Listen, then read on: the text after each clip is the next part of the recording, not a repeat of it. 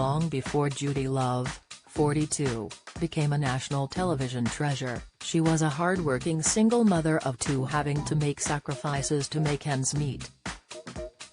She recalled how, much like the tragic story of Awapi Shock, her son became seriously ill while they were staying in social housing.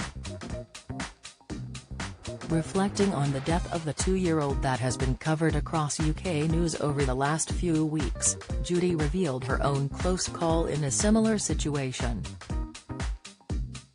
The comedian, who is also a qualified social worker, recalled how she too had to fight her housing company due to a growing damp problem in her home. In her OK magazine column, Judi shared that Awap's death hit a personal note for her.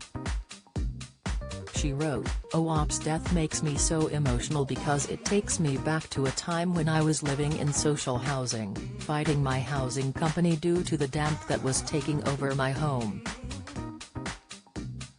My son ended up in intensive care because of similar breathing complications. No one should be forced to live in such conditions.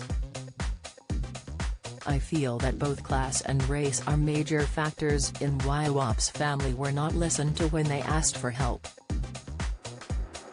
I sincerely hope that they are served justice of some kind." Not much is known about Judi's 13-year-old son and 17-year-old daughter, as she has diligently kept them out of the spotlight. She previously shared how her son's history with respiratory illnesses made her even more apprehensive to send him back to school during the pandemic. Speaking on Loose Women last year, she said, "As a mum, I'm a bit nervous.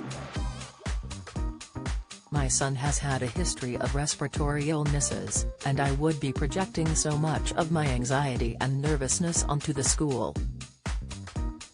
Let it be settled for a couple of weeks, and then maybe."